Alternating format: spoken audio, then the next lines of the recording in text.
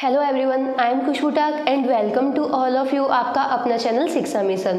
तो आज अपन करेंगे सर्कुलर मोशंस पे ऑब्जेक्टिव क्वेश्चंस। सर्कुलर मोशन से किस टाइप के ऑब्जेक्टिव क्वेश्चंस बन सकते हैं एयरफोर्स, एनडीए और नेवी के एग्जाम में। तो यहाँ पे अपन कुछ क्वेश्चन डिस्कस करते हैं। तो लेते हैं अपन first question, the angular accelerations of a particle moving along a circular path with uniform speed is. तो यहाँ पे अपन को क्वेश्चन बोल रहा है एक पार्टिकल है सर्कुलर मोशन में है, वो सर्कुलर मोशंस में मूव कर रहा है। अब अपन को बता रखा है यहाँ पे जब पार्टिकल मूव कर रहा है तो उसकी जो स्पीड है वो स्पीड हो रही है कांस्टेंट। जब उसकी स्पीड कांस्टेंट है तो उस टाइम उस पार्टिकल का एंगुलर एक्सेलरेशंस क्या होगा। तो यहाँ पे अपन को चार ऑप्शन दे रखे हैं और अपन को निकालना है उस पार्टिकल का एंगुलर एक्सेलरेशंस। अपन को गिवन है एक पार्टिकल सर्कुलर पाथ पे मूव कर रहा है। तो जब वो सर्कुलर पाथ पे मूव कर रहा है तो स्पीड उसकी कांस्टेंट मिल रही है। जब उसकी स्पीड कांस्टेंट होती है तो उस टाइम अपना एंगुलर एक्सेलरेशंस क्या होगा। तो अपन देखते हैं एंगुलर एक्सेलरेशंस क्या होता है। अल्फा होता है D omega upon d T, मतलब चेंज इन एंगुलर वेलोसिटी पर चेंज इन टाइम के साथ में एंगुलर वेलोसिटी कितनी चेंज हो रही है। तो alpha is equal to d omega upon d t. Omega angular velocity और स्पीड में एक रिलेशन होता है।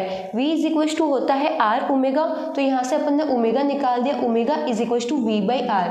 वी हो गई स्पीड और आर हो गई रेडियस सर्कल की। तो यहाँ पे अपन को गिवन है कि जो स्पीड है स्पीड कांस्टेंट है, तो v हो गया अपना कांस्टेंट। सर्कल की रेडियस है तो रेडियस भी हमेशा सर्कल की कांस्टेंट रहती है। अगर ये दोनों कांस्टेंट है तो एंगुलर वेलोसिटी भी कांस्टेंट रहेगी।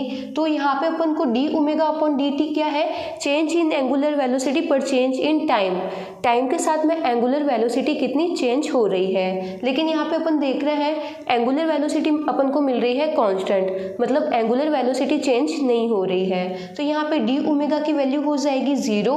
यहाँ पे alpha is equal to d omega upon d t. यहाँ पे डी ओमेगा की वैल्यू अपन लिखेंगे 0, तो यहाँ से अपन को अल्फा की वैल्यू मिल रही है 0। तो अपन को मिला एंगुलर एक्सेलरेशन 0। जब पार्टिकल सर्कुलर पाथ पे मूव कर रहा है तो जब उसकी स्पीड कांस्टेंट होती है तो उस टाइम उसका एंगुलर एक्सेलरेशन मिलता है अपन को 0, और 0 मिलता है अपन को बी ऑप्शन में।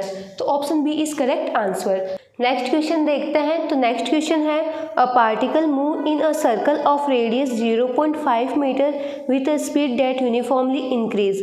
Find the angular accelerations of the particle if it speed change from 2 metre per second to 4 metre per second in 4.05 second. यहाँ पे अपन को बोल रहा है एक पार्टिकल सर्कुलर पाथ पे मूव कर रहा है। जो पार्टिकल सर्कुलर पाथ पे मूव कर रहा है तो उसकी अपन को रेडियस गिवन है 0.5 मीटर, और जब पार्टिकल सर्कुलर पाथ पे मूव कर रहा है तो उसकी स्पीड चेंज हो रही है। उसकी स्पीड 2 मीटर पर सेकेंड से 4 मीटर पर सेकेंड हो रही है, और ये होने में उसको टाइम लग रहा है 4.05 सेकेंड का।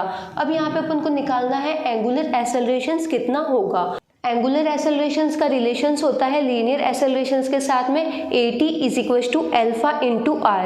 अगर अपन यहाँ से अल्फा को निकाल ले तो यहाँ से अपन को अल्फा मिलेगा AT अपॉन आर। यहाँ पे AT हो गया टेंजेंशियल एक्सेलरेशंस और आर हो गया रेडियस। और अपन जानते हैं टेंजेंशियल एक्सेलरेशन होता है चेंज इन वेलोसिटी पर चेंज इन टाइम के साथ में जो वेलोसिटी है या स्पीड है वो कितनी चेंज हो रही है। तो यहाँ से अपन को चेंज इन स्पीड मिल रही है 2 मीटर पर सेकेंड। तो यहाँ पे dv की जगह अपन वैल्यू पुट कर देंगे 2 मीटर पर सेकेंड, और टाइम लग रहा है 4.05 सेकेंड का। तो यहाँ से अपन को टेंजेंशियल एक्सेलरेशंस मिलता है 0.49 मीटर पर सेकेंड स्क्वायर। अब यहाँ पे टेंजेंशियल एक्सेलरेशंस अपन को मिल गया है। अब अपन को निकालना है एंगुलर एक्सेलरेशंस। तो एंगुलर एक्सेलरेशन होता है alpha is equal to AT upon r. AT की वैल्यू अपन ने यहाँ से निकाल ली, और आर अपन को गिवन है रेडियस ऑफ सर्कल जो कि है 0.5 मीटर। तो यहाँ पे जब वैल्यू पुट करेंगे तो अपन के पास में एंगुलर एक्सेलरेशंस मिलेगा 0.98 रेडियन पर सेकेंड स्क्वायर। अब अपन देखते हैं 0.98 एकदम अप्रॉक्स है 1 के, तो यहाँ पे अपन 0.98 की जगह अपन वैल्यू ले लेंगे 1, तो अपन को एंगुलर एक्सेलरेशन मिला 1 रेडियन पर सेकेंड स्क्वायर, और ये मिलता है अपन को ऑप्शन ए में। तो option A is correct answer. तो अपना करेक्ट ऑप्शन हो गया ए, 1 रेडियन पर सेकेंड स्क्वायर। नेक्स्ट क्वेश्चन देखते हैं। तो नेक्स्ट क्वेश्चन है a particle cover equal distance around a circular path in equal interval of time, which of the following quantities connected with the motion of particle remain constant with time. तो यहाँ पे अपन को बोल रहा है एक पार्टिकल है, वो पार्टिकल इक्वल टाइम में इक्वल डिस्टेंस को कवर कर रहा है। तो इसमें से अपन को 4 क्वांटिटीज गिवन है, कौन सी क्वांटिटी है वो कांस्टेंट रहेगी। तो सबसे पहले अपन देखते हैं डिस्प्लेसमेंट। डिस्प्लेसमेंट है वेक्टर क्वांटिटी, इसमें होता है मैग्नीट्यूड के साथ साथ में डायरेक्शन भी। लेकिन जब पार्टिकल सर्कुलर पाथ में मूव करता है तो उसकी हर पॉइंट पे डायरेक्शन चेंज होती है, तो डिस्प्लेसमेंट नहीं हो सकता क्योंकि ये है वेक्टर क्वांटिटी। वेलोसिटी, वेलोसिटी भी है वेक्टर क्वांटिटी, ये भी डिपेंड करती है magnitude as well as direction पे। तो डायरेक्शन हर पॉइंट पे चेंज होती है तो वेलोसिटी भी कांस्टेंट नहीं रह सकती। एक्सेलरेशन भी है वेक्टर क्वांटिटी, तो एक्सेलरेशन भी चेंज होगा। लेकिन अपन देखते हैं जो स्पीड है स्केलर क्वांटिटी। अब जो पार्टिकल है इक्वल टाइम में इक्वल डिस्टेंस को कवर कर रहा है, तो यहाँ पे अपन सिर्फ देख रहे हैं मैग्नीट्यूड। तो स्पीड है, पार्टिकल की स्पीड कांस्टेंट रह सकती है। तो यहाँ पे option C is correct answer. Next question देखते हैं। तो नेक्स्ट क्वेश्चन है the speed of revolutions of particle going around a circle is double and its angular speed is half, what happen to the centripetal acceleration. तो यहाँ पे अपन को बोल रहे हैं एक पार्टिकल जब सर्कुलर पाथ में मूव कर रहा है तो जो उसकी स्पीड है उसकी स्पीड को अपन कर देते हैं डबल, और जो एंगुलर स्पीड है एंगुलर स्पीड को कर देंगे अपन हाफ। तो उस टाइम जब अपन स्पीड को डबल कर देंगे और एंगुलर स्पीड को हाफ कर देंगे तो सेंट्रीपिटल एक्सेलरेशन पे क्या इफेक्ट पड़ेगा। तो अपन देखते हैं सेंट्रीपिटल एक्सेलरेशन होता है AC is equal to v square by r. तो यहाँ पे अपन ने लिखा AC is equal to v square by r. अब अपन ने वी स्क्वायर को V इंटू वी कर दिया, तो यहाँ से अपन देखते हैं V बाई आर होता है एंगुलर वेलोसिटी, और एंगुलर वेलोसिटी की वैल्यू होती है omega is equal to v by r. तो यहाँ से अपन को रिलेशंस मिला v इंटू ओमेगा।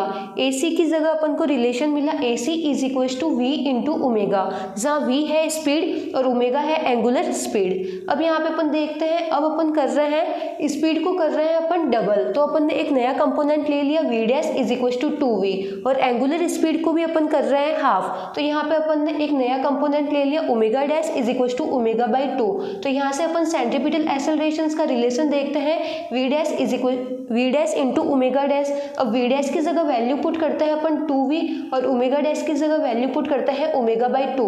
तो यहाँ से 2 से 2 कैंसिल हो जाएगा, तो अपन को न्यू एक्सेलरेशन मिलता है AC dash is equal to v into omega, और यही मिलता है अपन को AC के बराबर। तो अपन देखते हैं जब अपन स्पीड को डबल कर दें और एंगुलर वेलोसिटी को हाफ कर दें तो भी अपन को जो न्यू एक्सेलरेशन मिलता है AC डैश वह मिलता है AC के बराबर। तो सेंट्रीपिटल एक्सेलरेशंस पे कोई इफेक्ट नहीं पड़ेगा, सेंट्रीपिटल एक्सेलरेशन सेम रहेगा। स्पीड को डबल और एंगुलर वेलोसिटी को हाफ करने पर भी सेंट्रीपिटल एक्सेलरेशन सेम रहेगा, और यह मिलता है अपन को A में। तो option A is correct, remain unchange.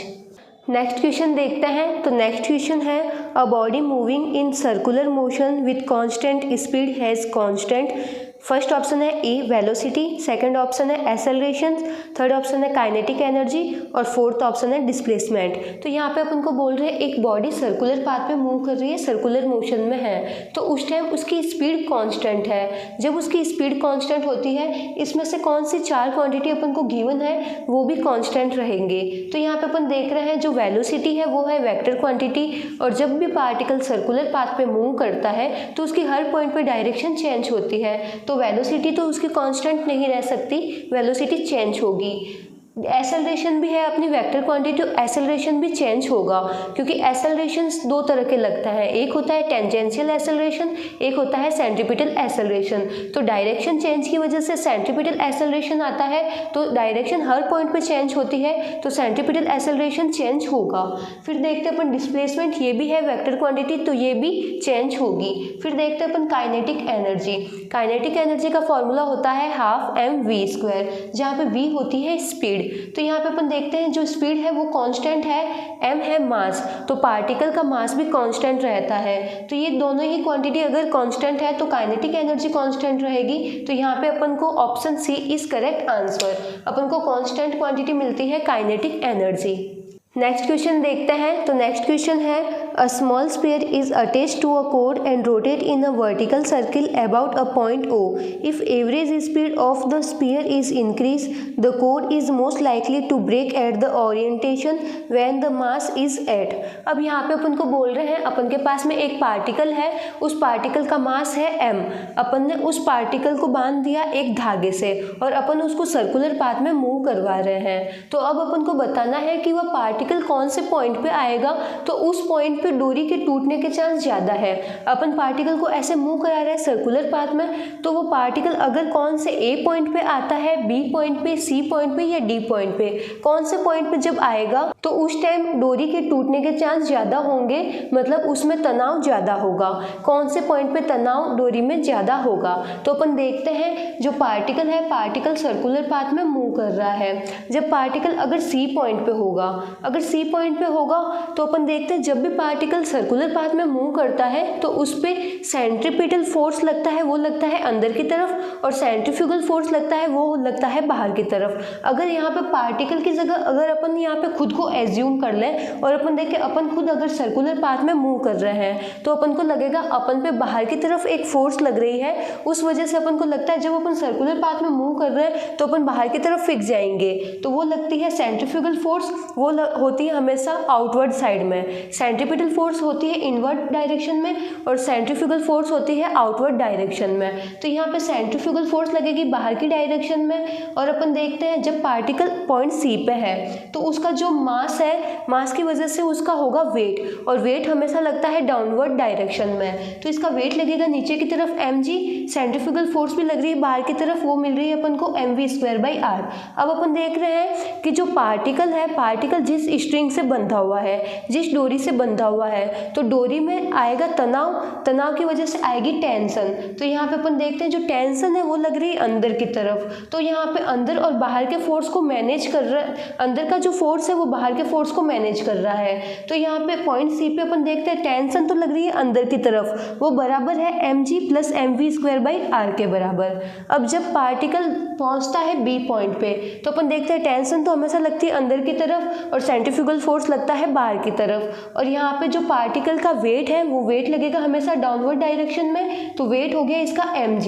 तो अपन को देख रहे हैं जो टेंशन है वो मैनेज कर रही है mv²/r को, तो पॉइंट B पे अपन को जो टेंशन मिली वो मिली mv²/r के बराबर। ऐसे ही पार्टिकल जब पॉइंट A पे पहुंचेगा तो अपन देखेंगे सेंट्रीफ्यूगल फोर्स हमेशा बाहर की तरफ, टेंशन हमेशा अंदर की तरफ, और यहाँ पे पार्टिकल का जो वेट है, वेट हमेशा डाउनवर्ड डायरेक्शन में, तो यहाँ पे वेट लगेगा इसका नीचे की तरफ mg।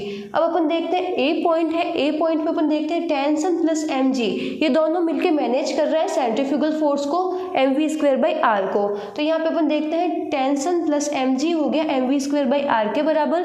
तो पॉइंट A पे अपन को टेंशन मिलती है mv²/r माइनस mg। अब अपन तीनों पॉइंट को देखते हैं। A पॉइंट पे अपन को टेंशन मिल रही है mv²/r minus mg, B point पे मिल रही है mv²/r और C पॉइंट पे मिल रही है mv²/r प्लस mg। तो अपन देखते हैं सबसे ज़्यादा अपन को टेंशन मिल रही है C पॉइंट पे, यहाँ पे mv²/r सब में आ रहा है, इसमें से mg लेस हो रहा है, इसमें mg एक्ट ही नहीं कर रहा है, और यहाँ पे mg प्लस हो रहा है, तो सबसे ज़्यादा टेंशन मिली अपन को पॉइंट C पे। तो पार्टिकल जब पॉइंट C पे पहुँचेगा तो उसके वहाँ पे उस टाइम डोरी के टूटने के चांस ज़्यादा होंगे, क्योंकि उस टाइम डोरी में तनाव ज़्यादा लगेगा। तो यहाँ पे अपना ऑप्शन करेक्ट ऑप्शन हुआ A, option A is correct answer. Next question देखते हैं। तो नेक्स्ट क्वेश्चन है which of following is relation of centripetal force. तो यहाँ पे अपन को सेंट्रीपिटल फोर्स के 4 फॉर्मूले दे रखे हैं और अपन को बताना है सेंट्रीपिटल फोर्स का कौन सा फॉर्मूला करेक्ट है। तो सेंट्रीपिटल फोर्स होता है mv²/r और यह हमेशा एक्ट करता है इनवर्ड डायरेक्शन में, अंदर की तरफ ये एक्ट करता है। तो यहाँ पे अपन को mv²/r मिलता है B में, तो option B is correct answer. Thank you.